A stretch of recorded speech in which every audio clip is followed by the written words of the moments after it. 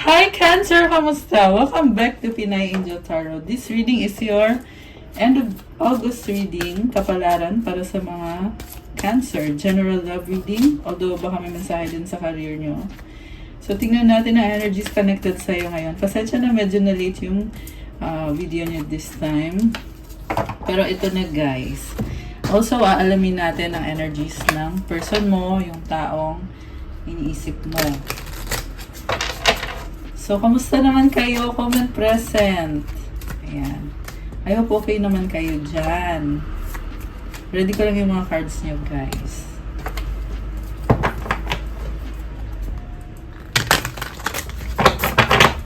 For those na, if ever na nag-resonate sa inyo at kailangan nyo ng more information or ng gabay, you can book a private reading, pero may bayad po kapag private reading.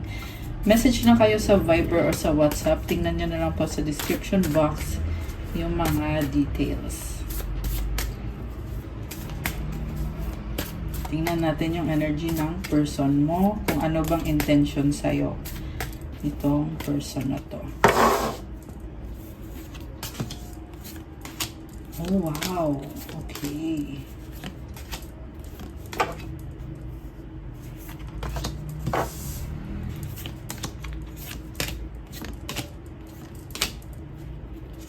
Okay. So, unahin muna natin yung mga mensahe galing sa angels mo. Count your blessings. Thank you, universe and angels, for the blessings in my life. Wow, ang daming blessings sa'yo. Bilangin mo daw. Ibig sabihin, you need to show your appreciation. Kasi the more na nagpapasalamat ka sa mga blessings, the more din na dumadami yung mga blessings na yon. And then, spiritual abundance. Thank you, angels, for blessing me with infinite abundance. Wow, guys. Merong blessing sa kaperahan nyo. Merong abundance sa paligid nyo. Yung mga minamanifest nyo, nakukuha nyo. Okay. And then, you are protected, Archangel Michael. Thank you, Michael, for surrounding me with your protective light. Ayan, pinuprotektahan ka ni Archangel Michael. Okay. And then, sa love life mo naman, meron kang clouds, moon, tower. May problema ngayon, ano? Medyo mataas ang emosyon mo, malakas din ang intuition mo. Tower, pakiramdam mo, wala kang magagawa sa situation na yan or something na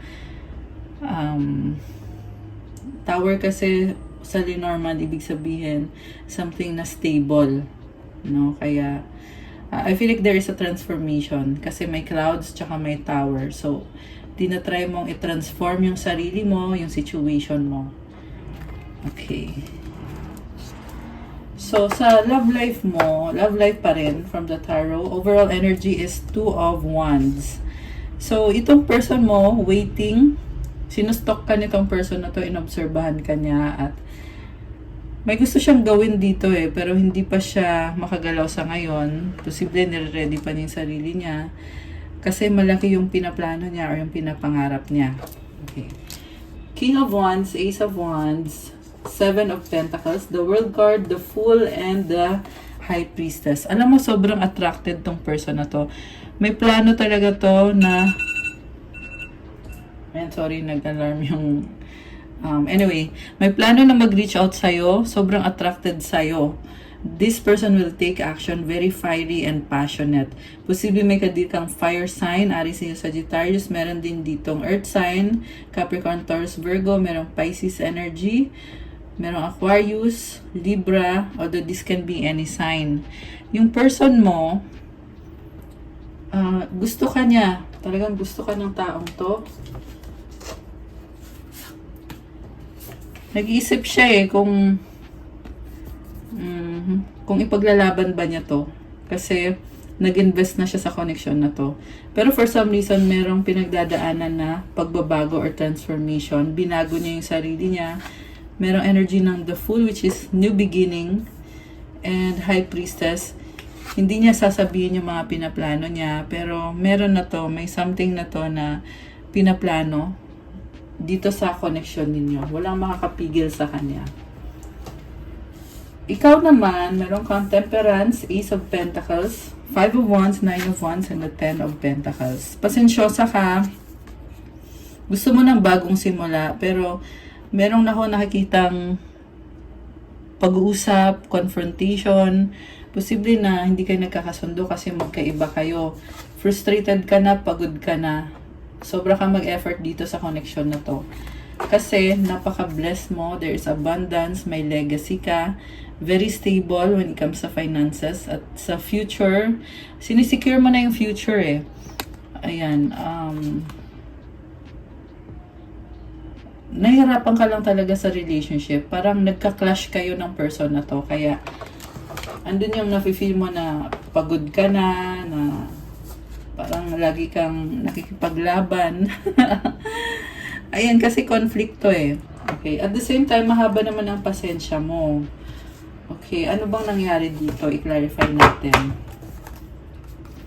Yung person mo, naghihintay lang ng tamang panahon to. Inoobserbahan din niya yung sitwasyon. Okay, anong nangyari? Bakit siya naghihintay? Okay. Empress, oh my gosh. Libra energy or Taurus. Feminine. In love siya sa'yo, mahal ka niya. Gusto ka na niya makasama for the long term. So, unang clarification card pa lang is maganda. Three of Pentacles, may partnership, learning. Six of Cups. Sobra din mag-care tong taong to. So, okay naman. Oh, dating or family, Ten of Cups, happiness, wish granted, wish fulfillment. May mga memories kayo eh, posibleng soulmate or twin flame mo tong taong to, kaya parang hindi mo ma-explain kung bakit ganon yung pagmamahalan ninyo na napaka-intense, very deep and strong yung bond ninyong dalawa. Posible ding twin flame mo to. Okay. Knight of Swords. Very passionate, mabilis na energy. Baka may kadikang Gemini. Baka younger sa'yo to or yung energy niya is parang bata na masayahin. Merong message na, positive naman na message na mabilis biglaan. Okay. So, sa bottom of the deck is Six of Wands. Marami ding tao sa paligid nitong person na to. So, marami din siyang pinapakisamahan. Nag-a-adjust naman siya kung may mga problems or what. Five of Cups. Bakit may panghihinayang? Ano nangyari dito? Nagkaroon ng missed opportunity. Okay. So, ano tong missed opportunity na nangyari sa'yo at sa person mo? Ace of Swords. Oh, meron atang misunderstanding kasi Ace of Swords, parang kinut off niya eh. Meron kinut off sa connection ng dalawa or sa pag-uusap nyo. May something na nasabi na hindi sumaayon yung isa. Queen of Swords, ayan. Nakaangat din yung sword niya, oh. So, may misunderstanding talaga na nangyari. Tumalikod na siya, oh. Ace of Cups. Umiwas. Okay, so nagpakalayo-layo siya. Pero ang lumalabas kasi dito, gusto pa rin niya. Gusto niya mag-try ulit. Parang naghahanap lang ng timing yung person mo. Ano bang pinag-awayan nyo? Yun yung, yun yung gusto kong malaman dito. Ano bang misunderstanding? Seven of Wands. Something about boundaries na gusto niya irespeto mo. Hindi siya nagsasabi sa'yo ng lahat. Kaya nagkukos ng pagdududa. Baka merong pagsiselos. Siguro duda ka sa kanya, bakit ganyan yung mga ginagawa mo, ganito yung pinapakita mo sa akin. Okay. Four of Pentacles. Page of Wands. Okay. May nagbago sa kanya, no? So, nag-wonder ka, bakit ganito siya? May something wrong. Okay. Ano bang intensyon nitong tao to? Bakit siya ganyan sa'yo?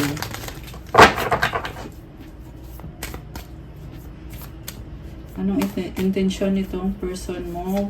Cancer. Oh my gosh. Five of Pentacles. I feel like meron siyang personal na problem na merong pinagdadaanan. So, kung ano man itong pinagdadaanan niya, paano ka naman nadamay? Page of Swords. Maingat siya. Ang feeling ko dito, dati na yan nasaktan sa relationship. Kaya ngayon, palagi siyang guarded. No, guarded siya. Parang hirap magtiwala. Ano bang mga ginagawa niya? Justice. Boundaries ulit. So, bakit may mga sinisikreto siya dito? ang hirap kasundon itong taong to kasi very guarded siya, pero parang hindi mo maintindihan bakit ganyan ka? Bakit ganito yung pinapakita mo sa akin? Hindi ko maintindihan yung intention mo. Ganun yung pakiramdam ni Cancer. Judgment. Kailangan magdesisyon. So, posibly guys, meron siyang pinagpipilian, finances and love life. Page of Pentacles. Ayun na nga. Yung iba, merong energy ng bata dito, so baka may anak. So, may responsibilidad siya. Okay. Desisyon tungkol saan? Burden, 10 of Wands. Meron siyang tinatry abutin na pangarap. Ayan. I feel like tadadamay ka Selfish pala tong person mo, no? So, bakit hindi kayo magkasundo? Parang nakita ko dito yung person mo. Nagpakita siya sa'yo ng motibo na gusto ka niya, pero bigla na lang siyang nawala, no? Nawala to bigla may nag-iba sa kanya na hindi niya sinasabi sa'yo. Hermit, ayan, mag-isa siya dito. Sarili niya yung iniisip niya. Kung ano makakabuti sa kanya. Daming options, nalilito, 7 of Cups. May mga pangarap siya. Okay. So, parang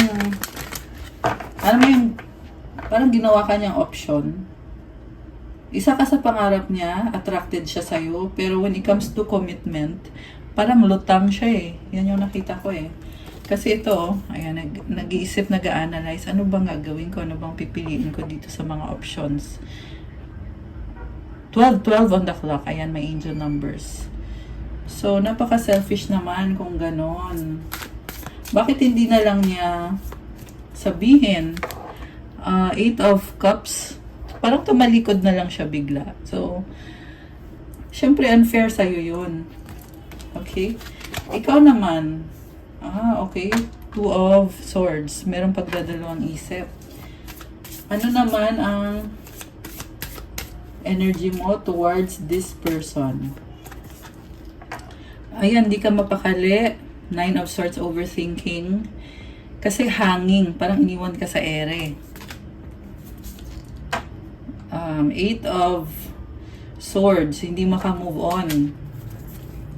Isip ka ng isip dito. 9 of Cups. Alam mo yung feeling na party pa rin siya ng buhay mo, pero hindi ka niya kayang panindigan. Ganun yung nafe-feel ko dito Kaya, ikaw tuloy hindi ka mapakali kung kayo ba talaga o hindi. Mahal ka ba niya talaga o hindi. Although kanina lumabas naman, masaya kayo. Meron 10 of Cups tayo, di ba? Kaso lang ang galit ng person to, parang umiiwas sa responsibilidad sa commitment sa'yo. Ito, pabalik-balik ka, I feel like siya to, pabalik-balik. May kumukuha ng attention niya. Ayan, trabaho. Ayan. So, possibly guys na yung attention niya ay nilaan niya dun sa trabaho niya, kaya hindi siya nagbibigay ng 100% sa love. Baka may kadikang air sign, Gemini, Libra, Aquarius. Malakas din ang earth sign, Capricorn, Taurus, Virgo. Okay. So, ano ngayon ang outcome dito?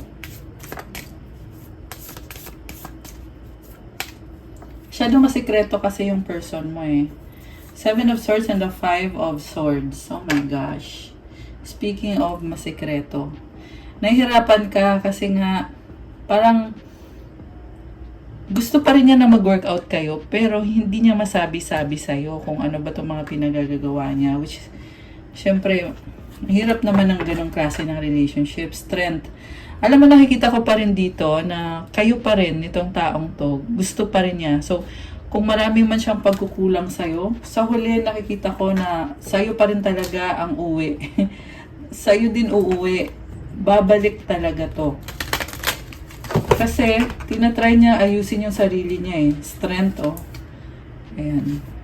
Minamanifest ka niya, pero yung actions niya, hindi mo nakikita eh, na gusto ka nga niya. The moon. Kaya ito, ikaw, nagkakaroon ka ng may mga iniisip ka eh, na medyo napaparanoid ka, baka mamaya may iba, or niloloko ka. Okay. The sun. Uy! Moon and sun. So, there is balance. Mukhang meron ka natuklasan or matutuklasan. Kung ano man tong kinakalito ng isip mo, magkakaroon ng clarity. Oh my gosh. 3 of Swords.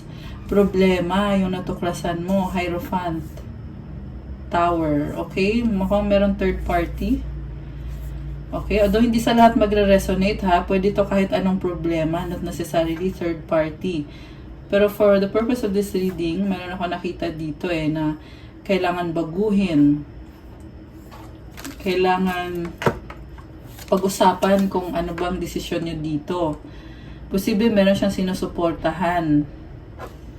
Ayan. Family, anak, baka anak sa ex niya. Wheel of Fortune. Something na hindi niya makontrol na kailangan niyang gawin. Oh, the Lovers and the Knight of Cups. Alam niyo guys, babalik tong person na to. Ikaw ang pipiliin. Oh my gosh. Cancer! Ito ang magkatabi yung Lovers tsaka Knight of Cups. This is about romance, purity, and attraction. So, lovers kayo. Baka soulmate mo nga or twin flame mo tong taong to. Magkakaroon ng changes na hindi mo in-expect. Pero, magpaparamdam ulit sa'yo to sooner or later. Kung hindi man ngayon, dadating din ang time na yan. Kasi, ang mga energies kasi guys, not necessarily na agad-agad nangyayari. Ano to eh, continuous process to eh. So, kung ano man yung sitwasyon ninyo ngayon, gawin mo lang kung ano yung sinasabi ng intuition mo na kailangan mong gawin. Kasi sa dulo, ito din yung pupuntahan. As long as you manifest it and you take action. So, merong 3 of Wands sa bottom of the deck. It means waiting. Oh my gosh. Guys, babalik siya, oh. King of Pentacles, magkakaroon ng reunion or reconciliation. So, 2 of Cups is about mutual understanding, mutual love. Although may period of waiting eh, kailangan maghintay. No? So, siguro, mahaba-haba na yung paghihintay mo. Okay, anong outcome dito for Cancer? Okay, may nakita akong death card. Baka may kadikang Scorpio. Chariot. Okay, so may period na stagnant, pero magkakaroon ng progress ulit. Andito si Chariot. Ikaw to eh. Cancer energy. Reunion, celebration, 3 of Cups, the Magician. Wow, manifesting. Okay. So, napakalaking changes ang pinagdadaanan mo ngayon sa love life mo. King of Cups. Sa dulo, nakikita ko, ibibigay mo pa rin yung unconditional love mo sa taong yan. Oh my gosh, there is attachment. The Devil and the 4 of Wands. The Hangman. So, meron ako nakitang codependency. So, siguro, bawas-bawasan nyo yung pagiging needy. Kasi possible yung nagkukos ng problem sa inyo. Baka meron past trauma na nahihirapan ka ng magtiwala kasi nga may nangyari dati na nasaktan ka. So, wag mo lang siya i-project sa current person mo. Kung magkaiba naman yung mga taong yon, di ba? Hindi necessarily na naloko ka dati, maluloko ka rin. Hindi naman sa ganun yon. So, be wise kung paano mo i-handle yung relationship. Magician, 4 of Cups. Alam mo, sa totoo lang, ready ka na. Huwag kang parang nakita ko kasi sa'yo, ready ka na, pero iniisip mo na negative eh. Negative yung iniisip mo. 19 on the clock. Ayan, angel numbers. So, it's your conscious choice kung paano mo or kung ano ang susunod na gagawin mo. Basta wag lang maging ganito na parang naiinip or naboboard kasi magkukos pa yan ng another issue na naman. So, wag mo entertain yung ganong pakiramdam. Kasi meron namang movement, merong blessings, communication, or travel. So, mag-focus ka dun sa target mo. Okay, yan yung advice ko para sa'yo. Ano bang mga energies ang connected sa inyo ng taong to? Tingnan natin.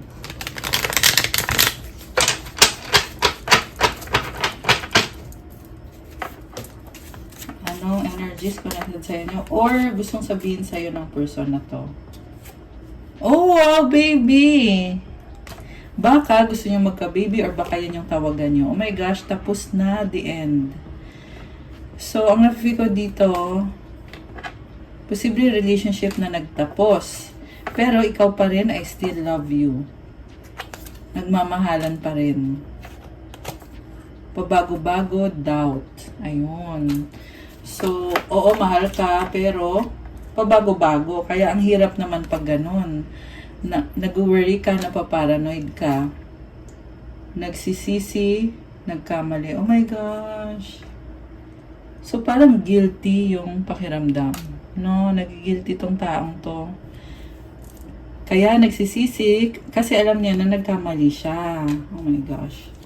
Oh, ayun, meron nga third party, merong past person, flirting, malandi, so nagkaroon ng landian. Tapos, yung isa sa inyo ay iniwan sa ere hanging. Ayan, so yun pala yung mga nangyari. Ayan, take it how it resonates guys, hindi naman po sa lahat ay mag-resonate ang reading na to, okay? Kaya be wise kapag nanonood ng tarot reading kagaya nito na general reading. So ngayon, ikaw lang loyal. I feel like na-realize niya na ikaw talaga yung gusto niya. Kaya siya nagsisisi. Nagkamali lang siya dun sa nilalandi niya na ex niya or di kaya third party or past person niya. Ano naman ngayon ang gusto sabihin niya sa'yo? Tingnan natin. Ano gusto sabihin niya sa'yo? I need you to be away from me. Madrama siya, no? I am struggling right now. Okay, may problema pala, kaya ganon. Kaya umiiwas. I reread our old conversation. I don't believe you. Oh my gosh! I love you unconditionally. Ayun naman pala guys eh. Alam mo, kahit may mga problems dito, pero yung pagmamahal kasi dito is unconditional, malalim. Everything reminds me of you. Oh my gosh. May mga struggle lang talaga. I regret what I did. I pray about you. Oh my gosh. Challenges, obstacles. So, bawat relationship, nagkakaroon talaga ng challenges once in a while. Anong advice ang kailangan ng ating mga subscribers na mga Cancer? Anong advice? Kuha ko na din kayo ng self-care card.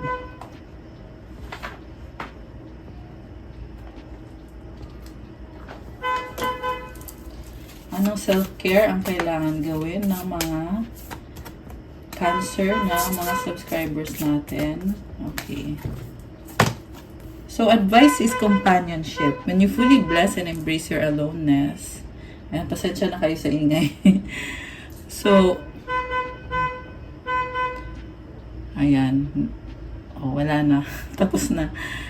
So, when you fully bless and embrace your aloneness, you're ready for the ones who are meant to be with you.